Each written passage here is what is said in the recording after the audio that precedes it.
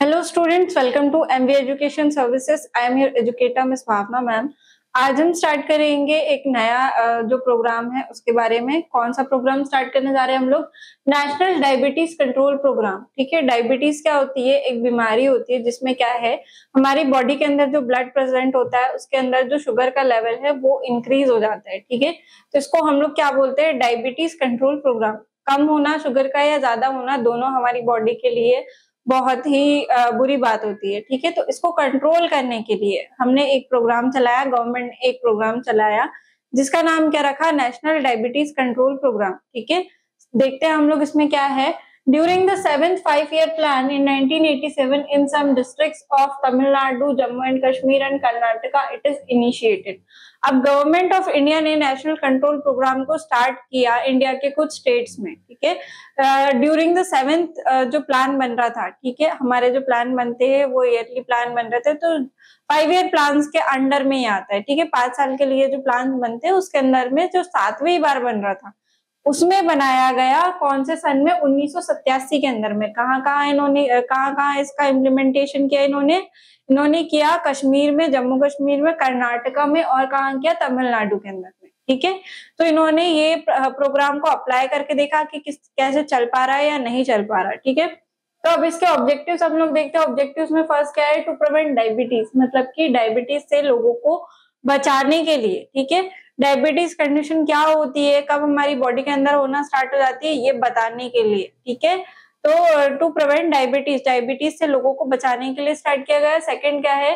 To facilitate early diagnosis and treatment. जितनी जल्दी हमें पता चलेगा कि पेशेंट को डायबिटीज की प्रॉब्लम है, उतने जल्दी हम क्या कर सकते हैं? उसका ट्रीटमेंट भी कर सकते हैं। ठीक है, तो क्या करने के लिए? पता लगाने के लिए, डायग्नोस करने के लिए और ट्रीटमेंट करने के लिए। ठीक है, थर्ड क्या है?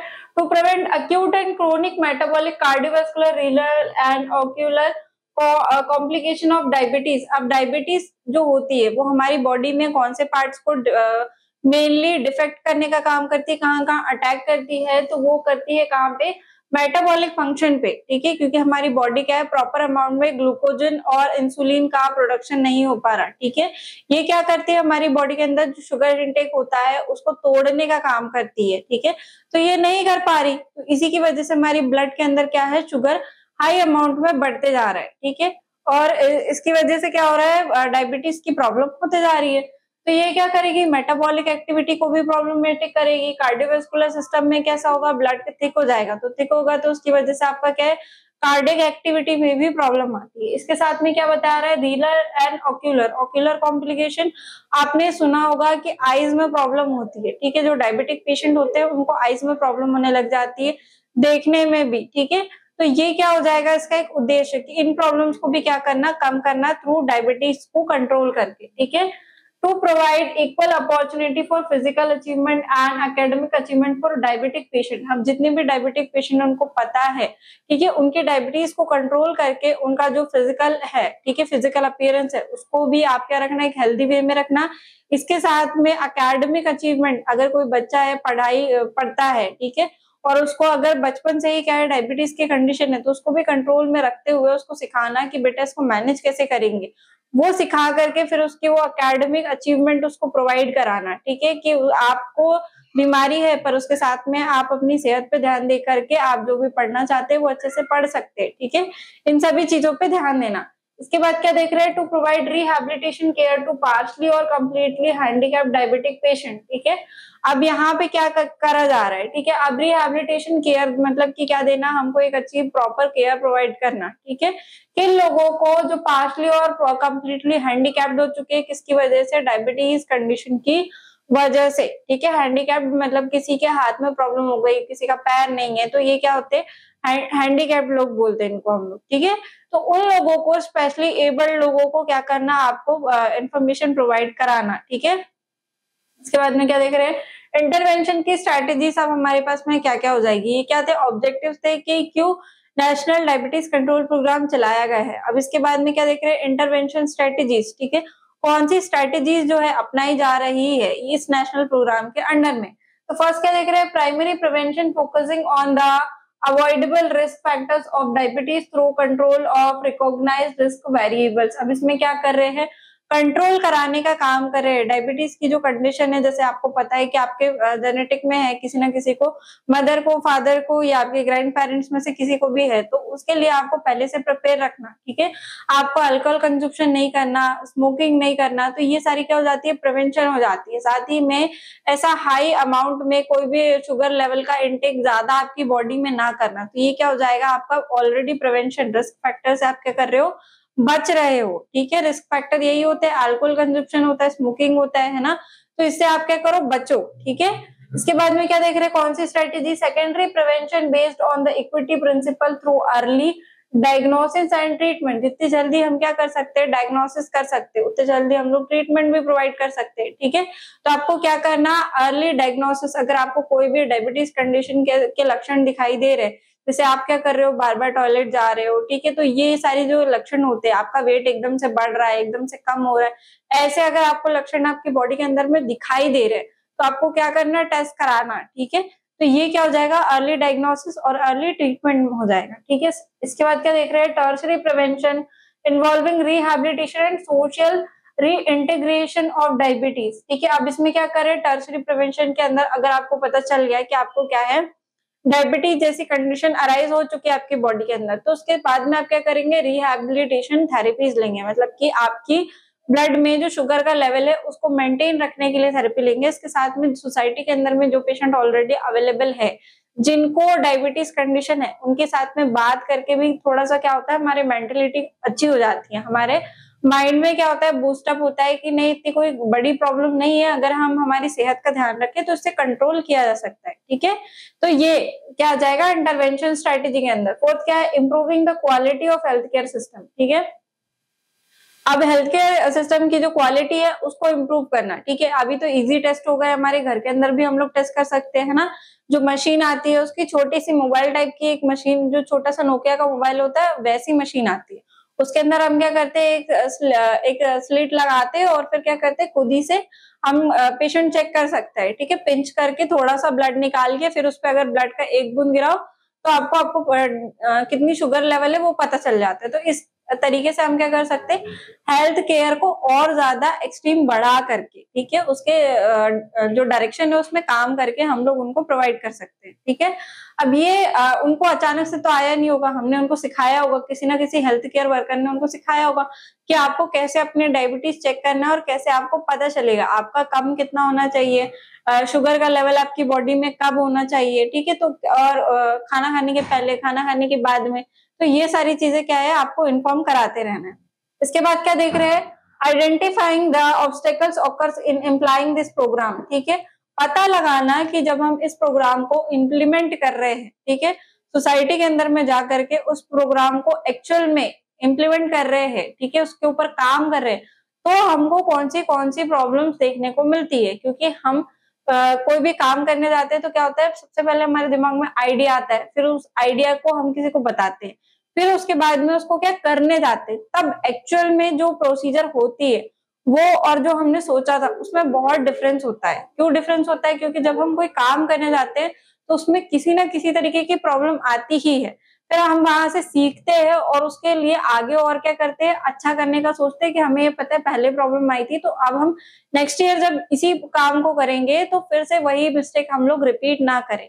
इसलिए हमें डेली लाइफ में कुछ ना कुछ एक्टिविटी करते रहना चाहिए ताकि हमें डेली नया नया कुछ सीखने को मिले। तो उसके जो ऑब्स्टिकल्स आएंगे, अब उसको आप कैसे आंसर कर सकते हो, कैसे उन रुकावटों से निकल सकते हो, ठीक है। तो ये क्या हो जाएगा, आपका पूरा इंटरवेंशन की स्ट्रैटेजीज। अब इसमें और आप क्या कर सकते हो, ठीक है, हमारे पास में क्या होना चाहिए, ट्रेन्ड हेल्थ केयर वर्कर्स होना चाहिए, ठीक है।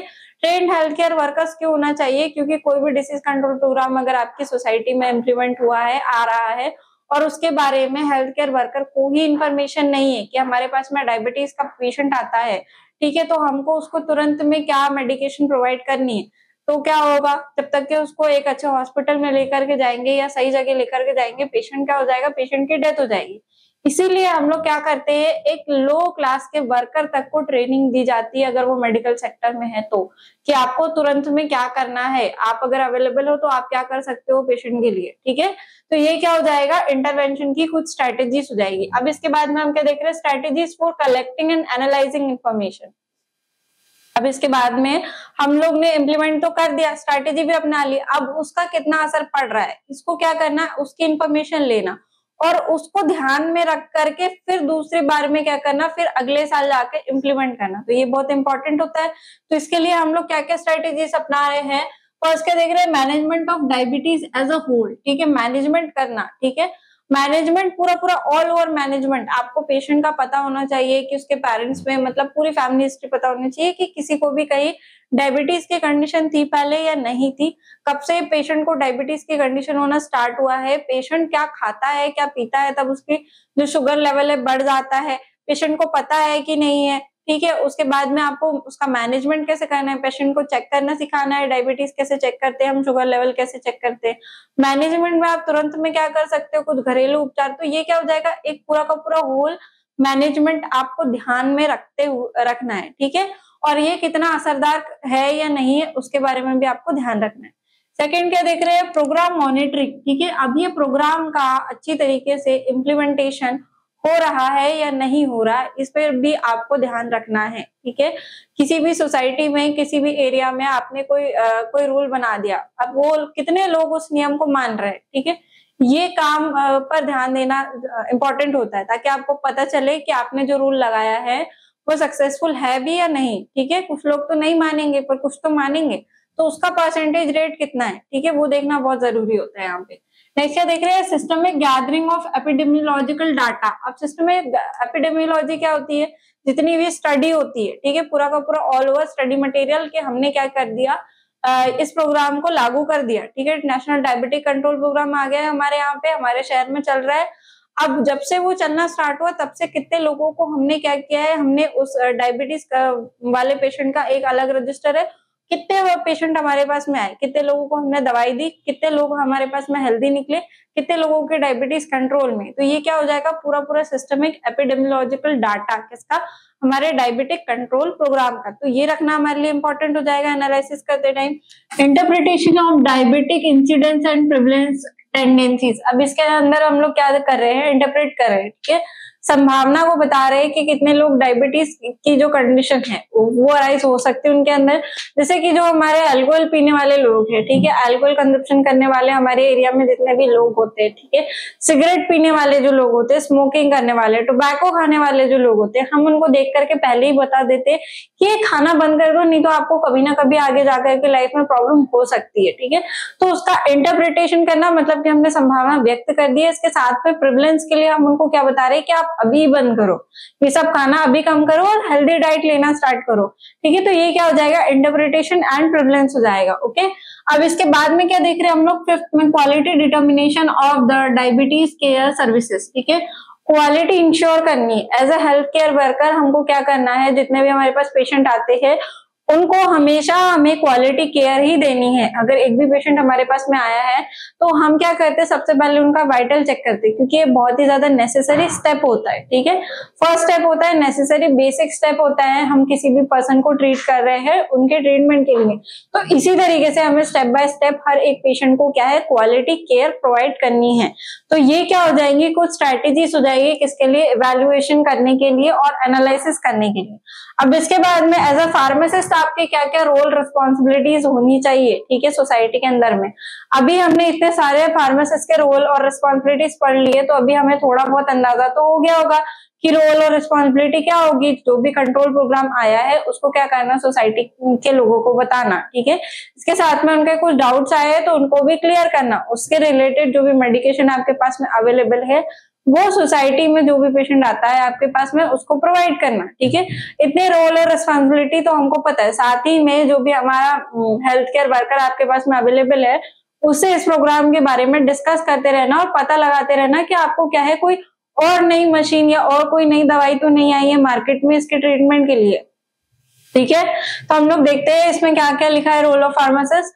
फर्स्ट है support self blood glucose monitoring. ठीक है, आप क्या करना, आपको ब्लड ग्लूकोज को मॉनिटर कैसे करना है इसके बारे में पता होना चाहिए। साथ में आपके पास अगर कोई पेशेंट आता है पूछने के लिए कि मशीन तो हम लोग लेके जा रहे हैं पर इसका काम क्या है, तो आपको वो भी उनको बताना है, सिखाना है। ठीक है, बेसिकली जितने भी हम लोग हेल्थ केयर वर्कर्स होते हैं सब साथ में मिलकर काम करते हैं, डॉक्टर्स होते हैं, नर्सेस होती है, फार्मासिस्ट होते हैं। ठीक है, तो सभी लोग क्या करते हैं, एक पेशेंट की हेल्थ को अच्छा करने के लिए ही काम कर रहे होते हैं। ठीक है, तो अगर आपसे कोई आकर के पूछता है कि ये जो शुगर की मशीन है इसमें हम शुगर कैसे चेक करेंगे, तो हम लोग क्या करते हैं, कई बार चिढ़ के मना कर देते हैं कि हम नहीं बताएंगे आपको, तो डॉक्टर ही बताएगा आपका, उनके पास जाके देखिए। ये नहीं करना है, आपको उनको इन्फॉर्मेशन प्रोवाइड करनी है। एज अ फार्मासिस्ट भी आपका रोल है। ठीक है, किसी ने अगर आपसे पूछा है कि दवाई क्यों ली जाती है तो उसका आंसर आपको देना है कि दवाई क्यों खा रहे हैं। ठीक है, इससे क्या असर होगा आपकी बॉडी के अंदर में। ओके, अब नेक्स्ट क्या देख रहे हैं हम लोग, keep track and encourage patient on compliance. ठीक है, पेशेंट कॉम्प्लियंस। अब इसमें क्या करना है, पेशेंट की ब्लड शुगर लेवल पे ट्रैकिंग रखनी है। ठीक है, पता रखना है। आप पेशेंट को भी बोल सकते हो कि आप आपका ब्लड शुगर लेवल जो है उस पर ट्रैक रखो, पता लगाते रहो आप। अगर आपके डॉक्टर ने डेली चेक करने के लिए बोला है तो आप डेली चेक करो। ठीक है, या चेक करवाने आओ। इसके बाद में क्या है, पेशेंट को इनकरेज भी करना है कि जो डायबिटीज है वो कंट्रोल हो सकती है अगर आप अच्छी आपकी डाइट रखो। ठीक है, डॉक्टर ने जो मेडिकेशन दी, अगर इंसुलिन चल रहा है तो इंसुलिन लेते रहो, तो आपकी डाइट क्या होगी, कंट्रोल में हो सकती है। आपकी जो डिसीज कंडीशन है ये कंट्रोल में हो सकती है। ठीक है, इसके बाद में क्या देख रहे थे, recognise and address drug related issue. ठीक है, ड्रग रिलेटेड अगर पेशेंट को कोई इशू हो रहा है या आपको कोई इशू पता है कि इससे ये साइड इफेक्ट्स हो सकता है ये मेडिकेशन खाने से, तो आपको ये भी इंफॉर्मेशन पेशेंट तक के प्रोवाइड करवानी है। और अगर पेशेंट आपको बताता है कि हमें ये ड्रग खाने के बाद में ऐसी दिक्कतें आई थी, तो वो इन्फॉर्मेशन भी आपको पास करनी है आपके सुपीरियर डॉक्टर्स को या जिसके भी अंडर में आप काम कर रहे हो उनको। ठीक है, इसके बाद क्या है, प्रोवाइड स्पेशलाइज एजुकेशन। ठीक है, अब डायबिटीज से रिलेटेड एजुकेशन जो भी आपको पता है इसके बारे में, वो सारी इंफॉर्मेशन आपको आपके पेशेंट को प्रोवाइड करनी है। इसके बाद में क्या देख रहे हैं, keep eye on blood pressure, weight and cholesterol level. ठीक है, आपको किसके किसके ऊपर ध्यान देना है, पेशेंट का बीपी कहीं हाई तो नहीं हो रहा, कोलेस्ट्रॉल लेवल पेशेंट का सही है या नहीं, वेट पेशेंट का बढ़ रहा है या घट रहा है, इन सभी चीजों पे आपको क्या करना है, ध्यान रखना है। इसके बाद में क्या देख रहे हैं, remind patient the importance of regular exams. ठीक है, रेगुलर चेकअप कराना अपने, अगर आपको पता है कि आप डायबिटीज के पेशेंट हो तो उसका रेगुलर चेकअप कराते रहना है, ये पेशेंट को आपको क्या है बताना ही है। ठीक है, इसके बाद में क्या देख रहे हैं, serve as an educator for disease management. ठीक है, सर्व करना है आपको डिजीज कंट्रोल के मैनेजमेंट के लिए। ठीक है, और एजुकेटर के रूप में मतलब आप उनको इन्फॉर्मेशन देते रहेंगे। आपसे कभी भी कोई भी आके ऐसे प्रोग्राम्स के बारे में पूछता है कि डायबिटीज के बारे में बताइए, हमें डायबिटीज हो गई है तो उसमें क्या करना चाहिए, क्या खाना चाहिए, है ना, तो उसके बारे में आपको इन्फॉर्मेशन होनी चाहिए। तो तभी आप क्या करोगे, अगर आपको इन्फॉर्मेशन रहेगी तभी तो आप दूसरे को बता पाओगे। तो इसके बारे में आपको एक अच्छी खासी इन्फॉर्मेशन होनी चाहिए। ठीक है, ताकि आप एजुकेटर के रूप में सर्व कर सको, उनको जानकारी दे सको। ठीक है, इसके बाद में क्या देख रहे हैं, help to administer medication as per treatment schedule. ठीक है, अब उनको आपको मदद करनी है किस चीज में, जो मेडिसिन ले रहे हैं उसको भी अप्लाई करने में, बताने में। दवाइयां दी है तो दवाई कैसे खाना है, इंसुलिन दिया है तो उसको आपकी बॉडी में कैसे लगाना है। ठीक है, तो इसके बारे में आपको जानकारी प्रोवाइड करवानी है पेशेंट को। ठीक है, इसके बाद में assist patient in selecting prescribed insulin dose, syringe and administration technique.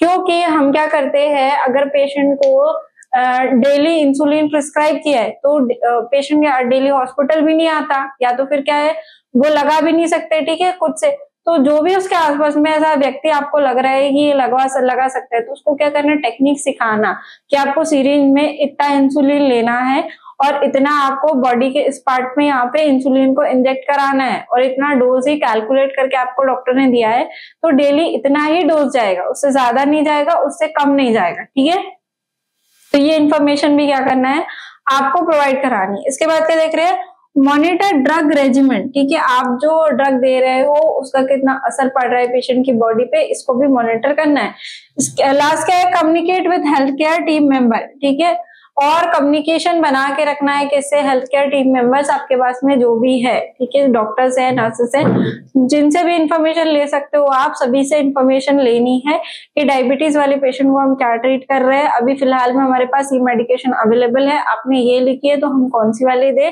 ठीक है। तो ये ऑल ओवर क्या हो जाएगा, रोल हो जाएगा फार्मासिस्ट का। यहाँ पे हमारा national diabetes control programme complete होता है। Thank you.